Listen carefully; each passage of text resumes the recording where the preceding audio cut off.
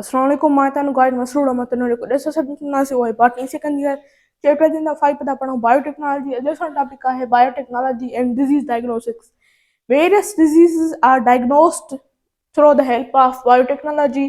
जीअं कहिड़ी कहिड़ी टेक्निक्स आहिनि जेके इस्तेमालु कयूं वेंदियूं आहिनि डिटेक्शन ऑफ डिज़ीज़ जे लाइ, जीअं DNA RNA प्रोब्स आहिनि या मोनोक्लोनल एंटीबॉडीज़ आहिनि। पहिरां चओ DNA RNA प्रोब्स आहिनि। पहिरां ॾिसो त प्रोब आहे छा? What is probe? Probe is a single stranded sequence of DNA or RNA that is used to identify a specific sequence of DNA or RNA in a sample genome. Genome छा आहे? Full set of jean. ठीकु आहे, जेके बि jeans आहिनि उन full set खे असां जीनोम चवंदा आहियूं। उन जीनोम में असां प्रोब खे एड कंदासीं ऐं उहो प्रोब स्पेसिफिक हिकिड़े सीक्वेंस ते वञी अटैच थींदो, जिते मतिलबु म्यूटेशन हूंदी या उते पैथोजिन जो अटैचमेंट हूंदी। असांखे ख़बर पवंदी हिते जेको आहे वायरस अटैच थी चुको आहे या ही डिज़ीज़ आहे। ठीकु आहे, अहिड़ी तरह असांखे ख़बर पवंदी। In disease diagnosis these probes are used to detect, ये जेके डिज़ीज़ डायग्नोसिस आहिनि इन में प्रोब खे यूज़ कयो वेंदो आहे प्रेजेंस ऑफ स्पेसिफिक पैथोजिन और genetic mutation associated with certain disease. ठीकु आहे, जेकॾहिं उहे पैथोजिन्स वग़ैरह मौजूदु हूंदा, ठीकु आहे, त कुझु जेके नयूं डिज़ीज़िस आहिनि उहे पेश अची सघनि थियूं।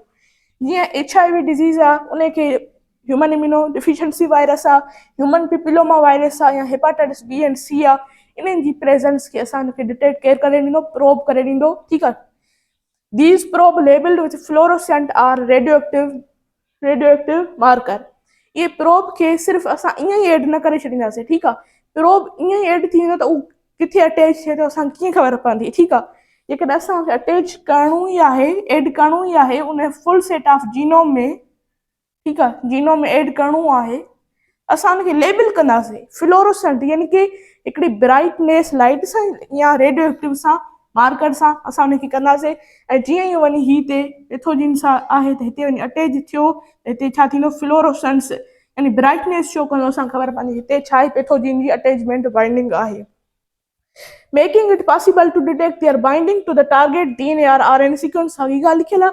डिटेक्शन ऑफ पैथोजिन और genetic mutation in clinical samples, यानी कि ब्लड हुजे, यूराइन हुजे या टिश्यू हुजे, किथां बि असां उहो जेके सैंपल्स आहिनि उतां डिटेक्ट करे सघूं था त किथे पैथोजिन जी बाइंडिंग आहे। त इहो आहे हिकिड़ी टेक्निक। अचो त हाणे ॿिए तव्हां जेको आहे मोनोक्लोनल एंटीबॉडीज़। मोनोक्लोनल एंटीबॉडीज़ जे लाइ हिकिड़ी लाइन में डेफिनेशन तव्हांखे ॿुधाइनि था। Those antibodies which are made in laboratory, those antibodies are called monoclonal antibodies. जेके नेचुरली असांजी बॉडी में जेके एंटीबॉडीज़ आहिनि थियूं, असां उनखे सिंपल एंटीबॉडी चवंदासीं, जेके कंहिं वायरस जे ख़िलाफ़ थी सघनि थियूं। ऐं मोनोक्लोनल एंटीबॉडीज़ उहे जॾहिं असांजो जिस्म एंटीबॉडीज़ न ठाहे कंहिं वायरस जे ख़िलाफ़, त असां उहो लेबोरेटरी में तयारु कराईंदा आहियूं for the detection of diseases with the help of biotechnology. छाकाणि त हीअ बि हिकिड़ी टेक्निक आहे बायोटेक्नोलॉजी जी। Laboratory made antibodies designed to bind specific antigen such as protein on the surface of pathogen or cancer cell. जेके बि antigens आहिनि उहे किथे प्रेज़ेंट हूंदियूं आहिनि? जीअं कैंसर सेल आहे, ठीकु आहे, या पैथोजिन जे सरफेस ते प्रेज़ेंट हूंदियूं आहिनि, उन्हनि जे डिटेक्शन जे लाइ मोनोक्लोनल एंटीबॉडीज़। इन्फेक्शियस डिज़ीज़, यानी कि जीअं ट्यूबरक्लोसिस आहे, ठीकु आहे, साइफाइसिस आहे, ऐं लाइम डिज़ीज़ जंहिंखे असां बोरिलियोसिस चवंदा आहियूं। कैंसर ऐं ट्यूमर खे डिटेक्ट करण जे लाइ बि मोनोक्लोनल एंटीबॉडीज़ यूज़ कई वेंदियूं आहिनि ऐं हुनखे ठाहियो वेंदो आहे लेबोरेटरी में। ऐं यूज़ इन इमेजिंग टेक्निक्स, कहिड़ियूं कहिड़ियूं? जीअं PET, यानी कि पॉज़िट्रॉन इमिशन टेक्निक, टोमोग्राफी। ठीकु आहे, इहा छा जे लाइ हूंदी आहे? Detection of cancer, for the detection of cancer के डिटेक्शन जे लाइ ही हिकिड़ी मतिलबु इमेजिंग टेक्निक आहे। जीअं मतिलबु तव्हां ॾिठो हूंदो CT स्कैन वग़ैरह, अहिड़ी तरह जो ही हूंदो आहे। त इहे आहिनि techniques which are used to diagnose the diseases with the help of biotechnology. अचो त हाणे पढ़ूं बायोटेक्नोलॉजिकल प्रोडक्ट्स कहिड़ा कहिड़ा आहिनि। पढ़ी चुका आहियूं, बसि थोरो इंट्रो वठिणो आहे।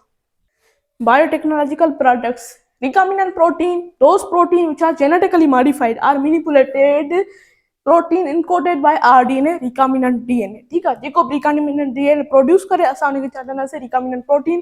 ये छा जे लाइ यूज़ कयूं वेंदियूं आहिनि? फॉर ट्रीटिंग डिज़ीज़िस लाइक डायबिटीज़ हुजे या ग्रोथ हार्मोन जी डिफिशियंसी या एनीमिया हुजे, असां उनखे ट्रीट करण जे लाइ recombinant protein इस्तेमालु कंदा आहियूं। इंसुलिन वग़ैरह, ठीकु आहे, सभु प्रोटीन खे।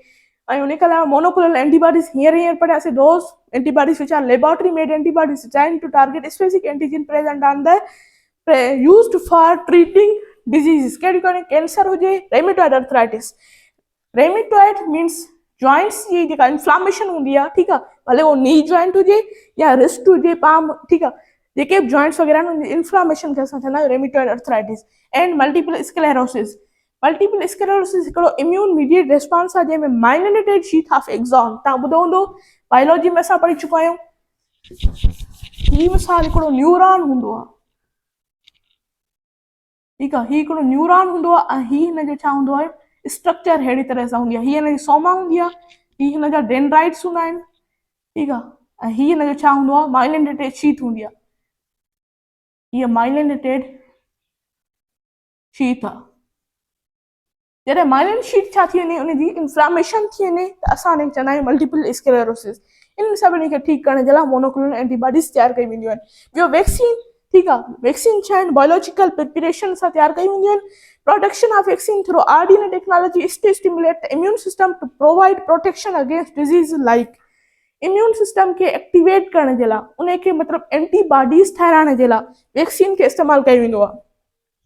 कहिड़ियूं कहिड़ियूं डिजीज़िस जीअं इन्फ्लुएंजा वायरस आहे, ठीकु आहे, इन्फ्लुएंजा डिज़ीज़ आहे या ह्यूमन पिपिलोमा वायरस आहे या हेपाटाइटिस बी वायरस आहे, इन सभिनी खे ठीकु करण जे लाइ वैक्सीन खे इस्तेमालु कयो वेंदो आहे। ऐं वैक्सीन हमेशह बिफोर डिज़ीज़िस लॻाई वेंदी आहे जीअं असांजी जिस्म जेको इम्यून सिस्टम आहे उहो स्ट्रांग हुजे, उनजे इन सभिनी जे ख़िलाफ़ एंटीबॉडीज़ मौजूदु हुजनि हिन सां फाइट करण जे लाइ। त अॼु जे लेक्चर में एतिरो ई। जेकॾहिं मुंहिंजो तव्हांखे लेक्चर पसंदि आयो मुंहिंजे लेक्चर खे ज़रूरु लाइक कयो ऐं मुंहिंजे चैनल खे ज़रूरु सब्सक्राइब कयो। जेकॾहिं तव्हांखे का बि सवाल आहे त तव्हां कमेंट्स में पुछी सघो था। अल्लाह हाफ़िज़।